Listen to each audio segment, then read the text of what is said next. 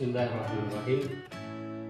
Assalamualaikum warahmatullahi wabarakatuh. Waalaikumsalam warahmatullahi wabarakatuh.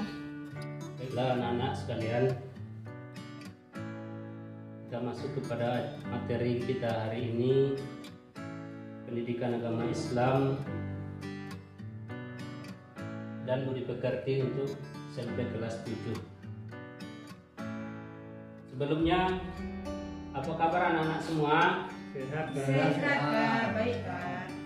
Nah, Bapak maunya sekarang jawabannya ketika Bapak tanya apa kabar, jawabannya Alhamdulillah, luar biasa. Yes, bisa? Oke, kita mulai ya. Apa kabar anak-anak? Alhamdulillah, luar biasa. Yes. Si Andi kurang semangat nampaknya nih. Kita ulang ya. Apa kabar anak-anak? Alhamdulillah, luar biasa. Yes. Oke, ya, kita harus semangat ya. Nah, alhamdulillah kabarnya baik-baik saja. Kita mulai pelajaran kita. Oh ya, sebelum kita mulai pelajaran kita hari ini, kita berdoa dulu. Ayo kita berdoa dipimpin oleh ketua kelas. Kita minta kepada ketua kelasnya untuk memimpin doa. Silakan. Teman-teman, kita berdoa. Mulai. Bismillahirrahmanirrahim. Raditu billahi rabban wa bil islami dinan wa bi Muhammadin nabiyyan wa rasulan. Rabbi zidni ilma warzuqni fahma. Baiklah anak-anak, mudah-mudahan dengan kita berdoa sebelum belajar ini, mudah-mudahan kita mendapatkan ilmu yang lebih bermanfaat dan berkah. Amin ya rabbal alamin. Adapun pelajaran kita hari ini adalah masuk bab 1 tentang Al-Quran dan hadis sebagai pedoman hidup.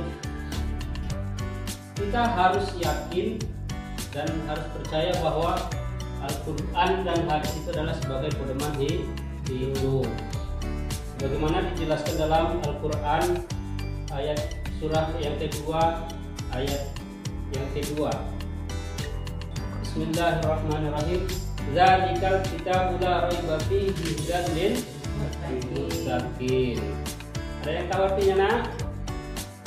Ada yang tahu artinya? Belum. Ya.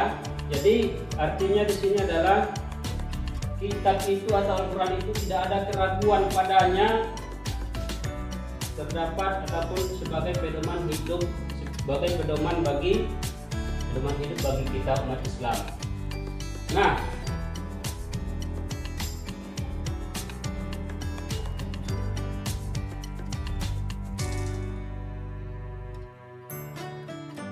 kita lanjutkan.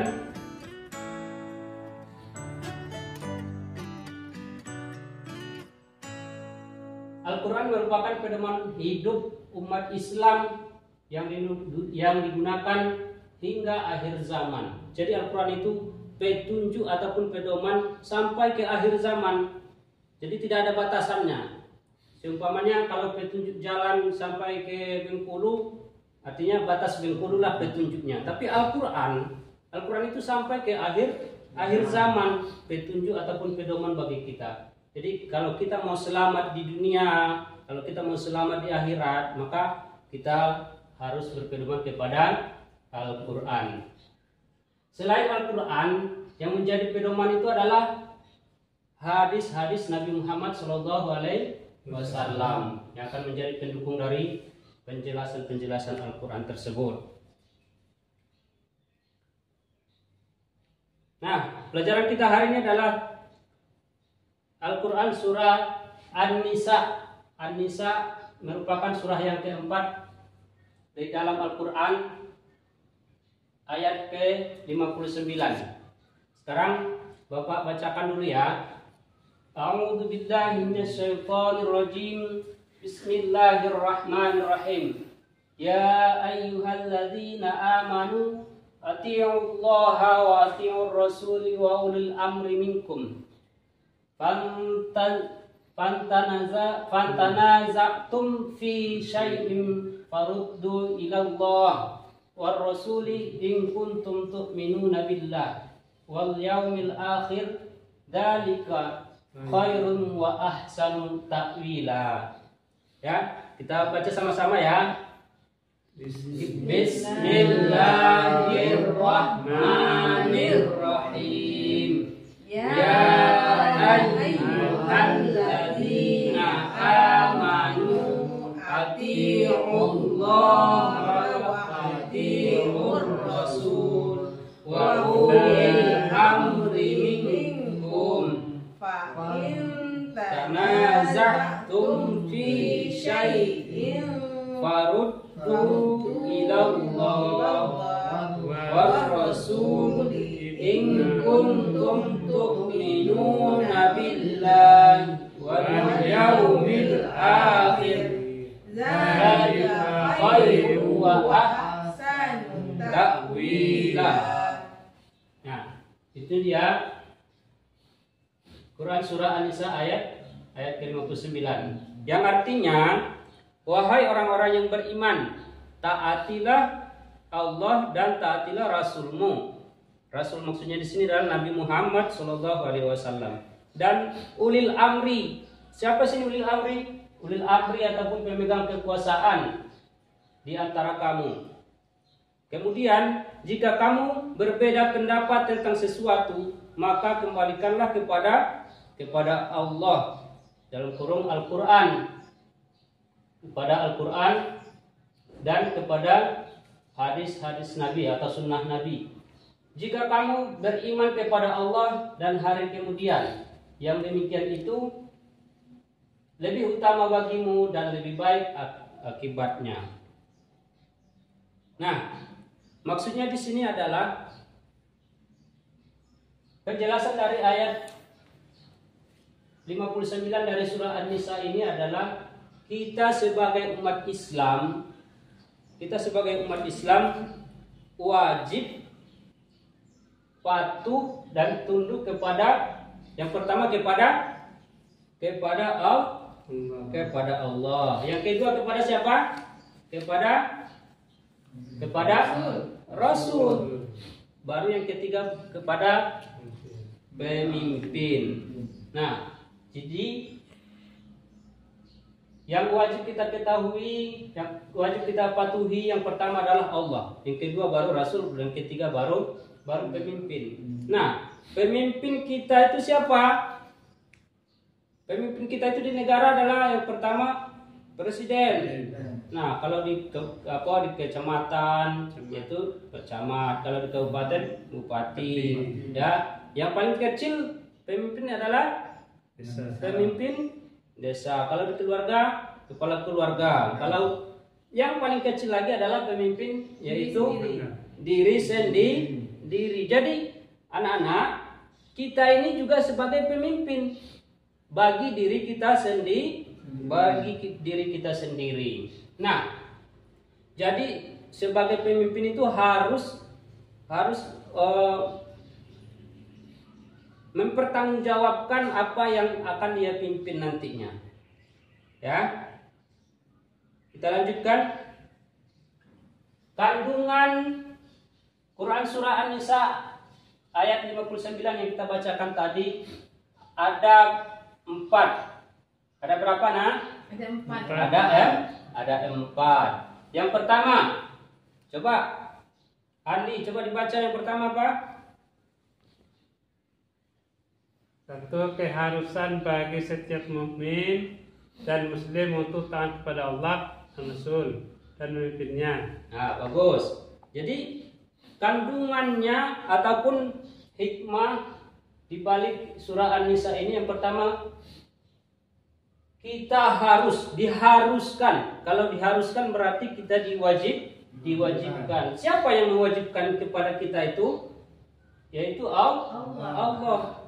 Ya, Allah yang mewajibkan kita harus taat kepada Allah, taat kepada Rasul, dan taat kepada pemimpin. Yang kemudian yang kedua, coba Aminah, ketaatan dan kepatuhan yang dilakukan hendaknya didasari atas keimanan yang bersumber dari Al-Quran dan hadis. Nah, jadi kalau kita mau taat dan patuh harus didasari dengan keimanan dulu. Nah, bagaimana orang seumpamanya pemimpin yang harus kita taati itu adalah yang harus beriman, yang bersumber dari Al-Quran dan hadis.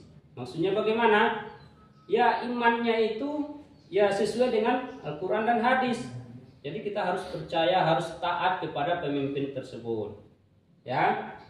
Kemudian yang ketiga, silakan Ahmad. Keharusan menaati pemimpin yang benar, yakni pemimpin yang perintah dan tindakannya tidak bertentangan dengan nilai-nilai yang terkandung dalam Al-Quran dan hadis. Ya, keharusan menaati pemimpin yang benar. Jadi sebagai salah satu contohnya Nabi Muhammad SAW. Nabi Muhammad SAW itu merupakan pemimpin yang benar, yang mempunyai sifat siddiq. Nah, itulah contoh pemimpin yang harus kita taati, yang mempunyai sifat benar, mempunyai sifat fatonah, mempunyai sifat amanah, tabligh dan sebagainya. Ya. Dan yang terakhir adalah selama pemimpin memerintahkan kebenaran.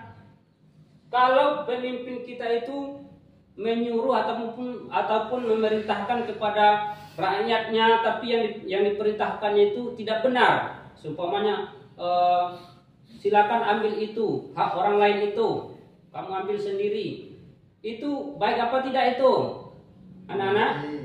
Baik apa tidak itu perintahnya? Tidak baik, Pak. Nah, tidak baik. Karena apa? Karena hak orang lain yang akan diambil. Nah, seperti itu, perintah seperti itu tidak perlu kita taati. Makanya selama pemimpin itu memerintahkan kebenaran, wajib hukumnya kita untuk mentaatinya. Dan begitu pula sebaliknya. Maksudnya bagaimana? Kalau perintahnya yang buruk, wajib kita menolaknya. Ya, paham anak-anak? Paham. Ya, pintar semua anak bapak ini ya. Nah, kemudian materi kita yang kedua adalah surat An-Nahl. Surah An-Nahl ini merupakan surah yang ke-16 dalam Al-Quran. Ayat 64. Yang berbunyi Bismillahirrahmanirrahim. Wa ma anzalna 'alaikal kitaba illa litubayyinu lahumul ladzi talafu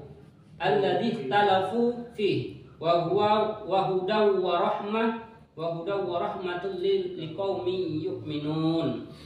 Yang artinya, dan kami tidak menurunkan kitab.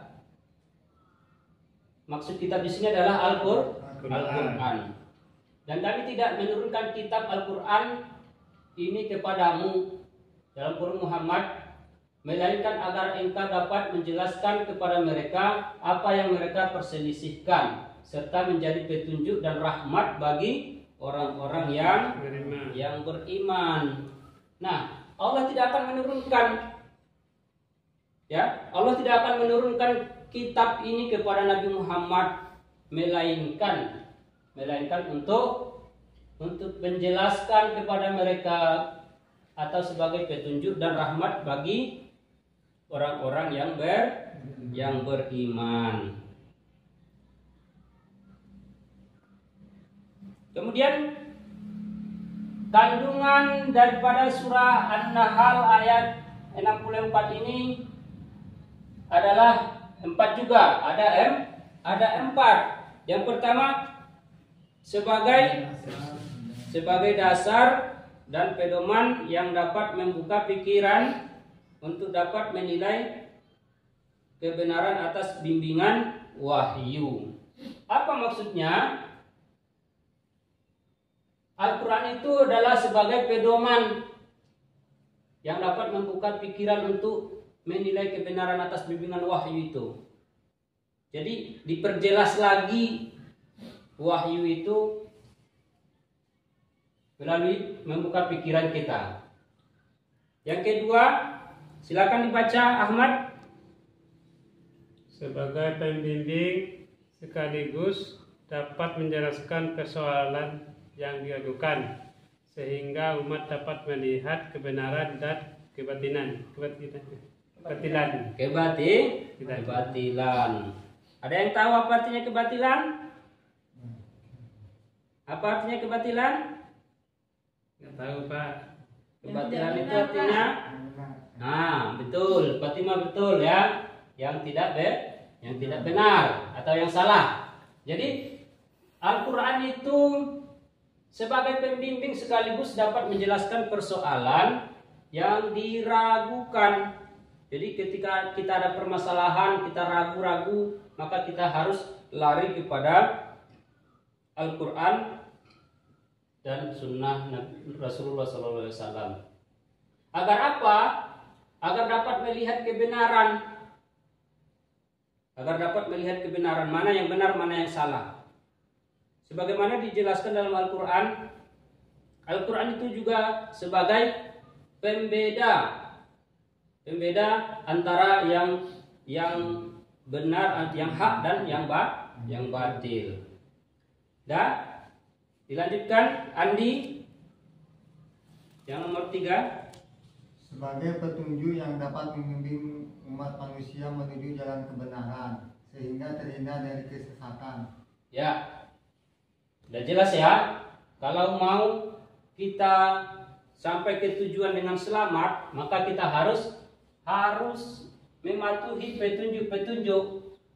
Kalau kita tidak patuh kepada petunjuk, maka kita alamatnya akan tersesat. Jadi Al-Quran ini merupakan sebagai petunjuk yang dapat membimbing umat manusia menuju jalan kebenaran sehingga terhindarlah manusia itu dari kesesatan. Yang terakhir, Fatimah silakan. Sebagai rahmat bagi orang yang beriman. Sebagai rahmat bagi orang yang beriman. Nah, jadi Al-Quran itu sangat banyak gunanya bagi kita sebagai petunjuk. Bahkan ada disebutkan di dalam Al-Quran juga, Al-Quran sebagai obat, ya. Dan ini sudah terbukti. Para pakar ilmuwan, para pakar kesehatan juga sudah membuktikan bahwa Al-Quran juga dapat sebagai obat.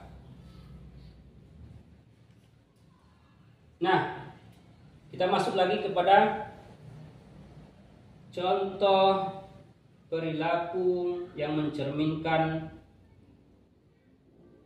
Quran surah An-Nisa dan Quran surah An-Nahl ayat 64. Nah, yang pertama, contoh perilaku yang bisa mencerminkan dari penjelasan surah An-Nisa ayat 59 dan An-Nahl ayat 64 tadi. Yang pertama adalah setiap umat Islam itu wajib patuh dan taat kepada Allah Subhanahu wa taala dan rasulnya serta pemimpin selama perintahnya tidak bertentangan dengan syariat Islam. Ya. Jadi setiap umat Islam patuh.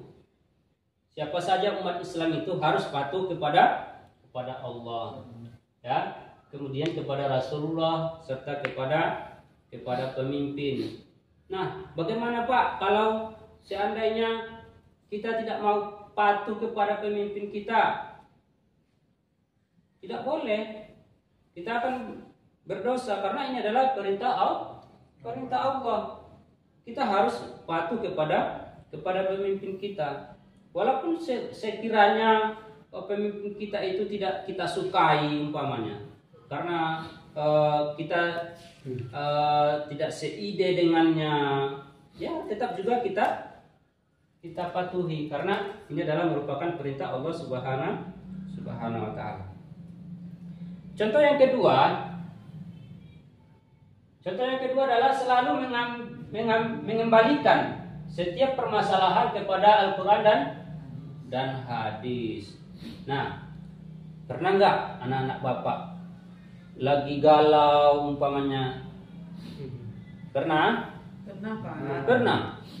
Ya, berarti kalau lagi galau, lagi banyak pikiran, kira-kira anak-anak bapak ini mengadu kepada siapa? Bercerita kepada siapa? Berbagi kepada siapa? Pada teman, Pak. Kepada teman ya? Ya, berbagi kepada teman. Nah, tetapi kita mempunyai masalah berbagi kepada teman. Apakah masalah kita teratasi? Apakah masalah kita teratasi? Enggak, Pak. Cuma kadang-kadang teman tuh ngasih masukan, ngasih saran. Apakah hati kita yang galau tadi terobati? Enggak, Pak. Enggak juga kan? Nah, itu lebih baiknya kita mengadu kepada Al-Qur'an. Pada Allah, Pak. Ya, maksudnya ya kepada Allah melalui Al-Qur'an. Kita mengadu kepada Allah melalui Al-Qur'an. Artinya kita membaca Al-Qur'an.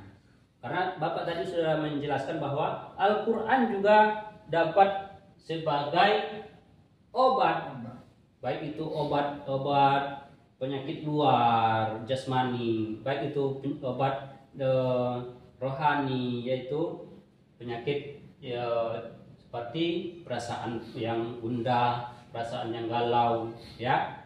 Jadi barang siapa yang sering membaca Al-Quran, niscaya dia akan jarang mendapati perasaan yang galau, ya.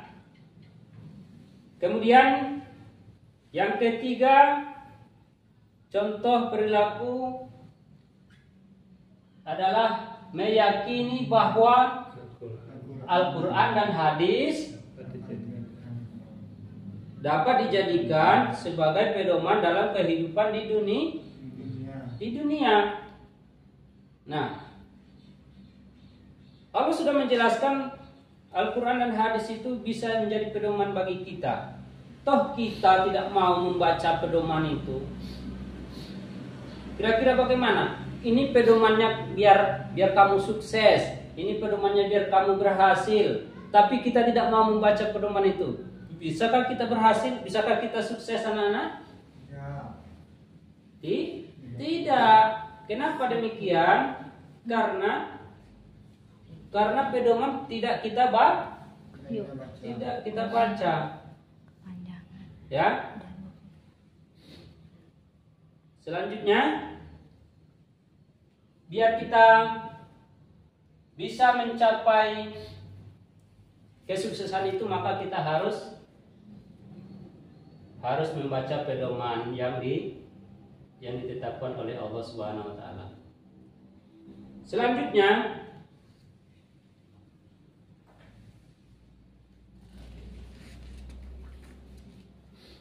contoh selanjutnya adalah senantiasa memahami isi kandungan Al-Quran agar dapat membedakan sesuatu, mana yang benar dan mana yang salah.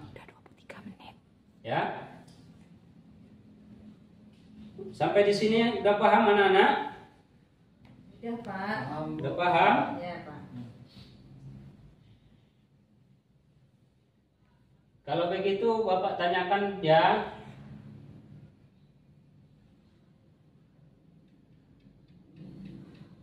Coba Andi, kepada siapa saja kita tadi yang harus patuh dan taat? Coba Andi, siapa saja? Kepada siapa yang kita harus taat dan patuh? Orang tua, Pak.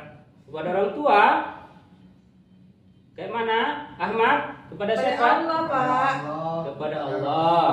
Kepada pemimpin. Nah, ya. Begitu ya Andi. Iya. Yang pertama kepada Allah dulu yang pertama. Baru kepada Rasulullah. Dan yang terakhir kepada pemimpin. Nah, orang tua kita itu termasuk pemimpin. Nah, makanya tidak disebutkan orang tua. Di sini disebutkan pemimpin. Ya. Jadi Andi pun sebenarnya betul, cuman kurang tepat. Ya Andi ya. Nah.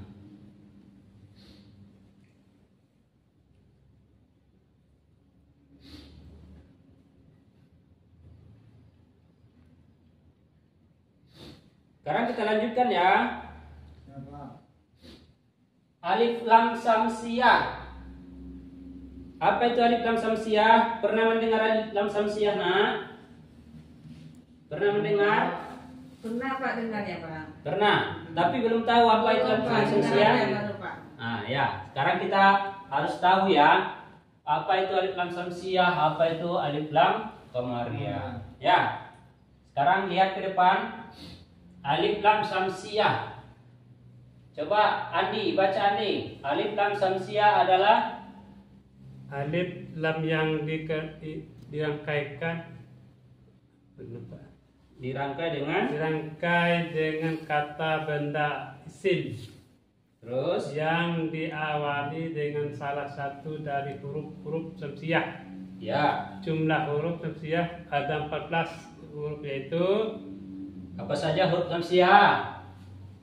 To, sa, ta, so, ro, ta, do, za, nun, terus dal, apa lagi nah? Sin, Sin, so, so, Ja, Zai, za, lam. sya, ya, lam. Ya, ada 14. Nah, bagaimana cara membaca huruf alif lam samsiyah itu? Cara membacanya adalah dengan cara memasukkan ataupun mengidgamkan alif lam sam, ya, yang sukun itu ke huruf samsiyah sehingga bacaannya sukun, lam yang sukun itu hilang. Ya, huruf lamnya yang apa itu hilang, huruf lam yang sukun itu hilang atau lebur, ya, mengikuti huruf huruf samsiyah selanjutnya. Karena membacanya dengan diidgham itu, maka hukum bacaan alif lam samsiyah sering disebut dengan apa? Idgham samsiyah. Ya. Selanjutnya alif lam qamariyah. Coba Fatimah, apa itu alif lam qamariyah? Alif lam qamariyah adalah alif yang dirangkai dengan kata benda atau isim yang diawali dengan salah satu dari huruf qamariyah. Jumlah huruf qamariyah ada 14. Ya. Apa itu? Sebutkan. Hurufnya adalah alif, ba, wain, ha, jim, ka, waw, kha, fa, ain, qaf, ya, mim, ha. Waduh, lancar sekali Fatimah ya. Ayo kita sekarang itu. Ya. Itu dia huruf lam, alif lam qamariyah. Sama, hurufnya juga berjumlah 14. Nah, alif lam qamariyah ini dirangkai dengan kata benda yang diawali dengan salah satu huruf qamariyah. Nah, bagaimana cara membacanya? Ahmad, bagaimana cara membacanya? cara membaca alif lam qamariyah harus jelas, idhar. Ya. Ini tetap terlihat bacaan lam sukunnya. Ya. Jadi, Karena itulah hukum bacaan alif lam qamariyah sering disebut dengan idhar qamariyah. izhar qamariyah. Jadi berbeda daripada alif lam samsiyah tadi. Kalau alif lam samsiyah tadi dileburkan. Kalau ini dijelaskan lamnya itu. Ya, itu bedanya. Kalau samsiyah dileburkan huruf lamnya. Kalau huruf qamariyah, alif lam qamariyah dijelaskan. Paham anak-anak? Paham, Pak. Nah, Bapak mau kasih PR nih. Ya? Ya, Pak. Oke. PR-nya apa? Kamu cari nanti sebutkan ataupun tuliskan 2 contoh alif lam samsiah dan 2 contoh alif lam qamariyah. Bisa kan? Bisa, Pak. Bisa, Pak. Nah, oke. Nah, kalau bisa dikerjakan di rumah ya. Ya, Pak. Pak.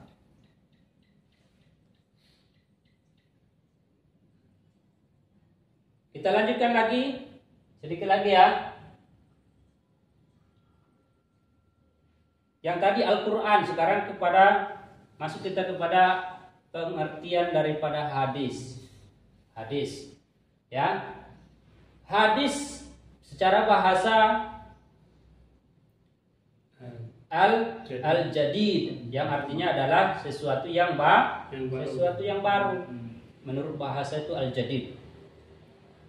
Menurut para ahli hadis, hadis merupakan segala perkataan, segala perbuatan, segala kejadian, segala masalah, peristiwa, dan ketetapan lainnya yang yang disandarkan kepada Nabi Muhammad SAW.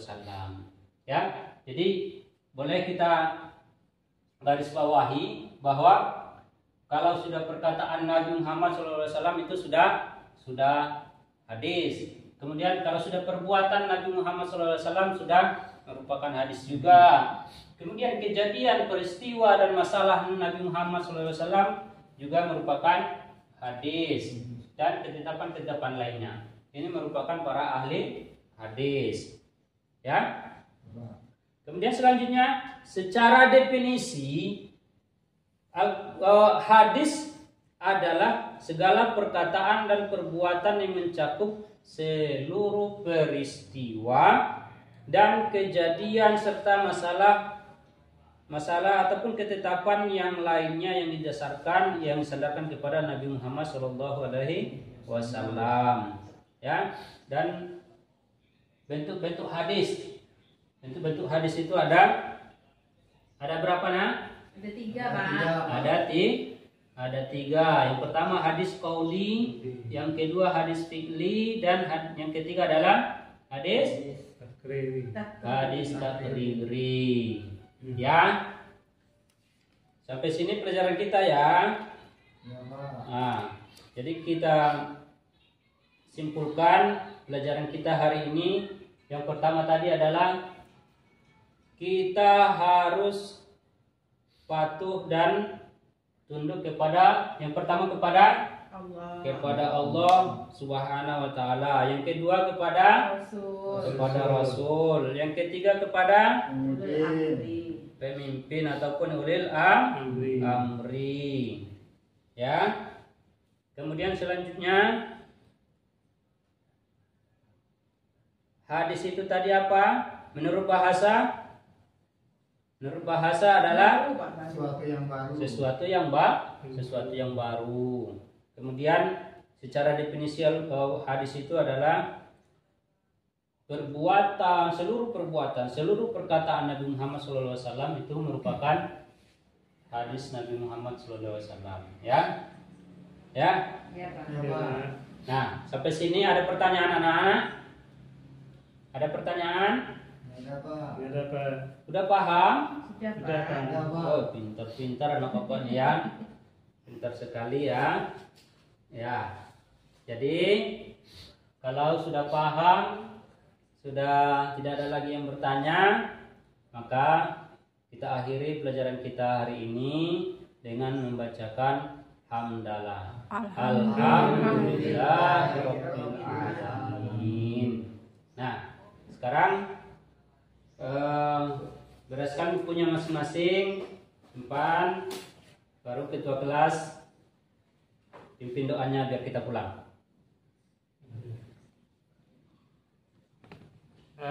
Bismillahirrahmanirrahim. Wal 'ashri innal insana lafi khusr illa allazina amanu wa 'amilus sholihati wa tawasaw bil haqq wa tawasaw bis sabr.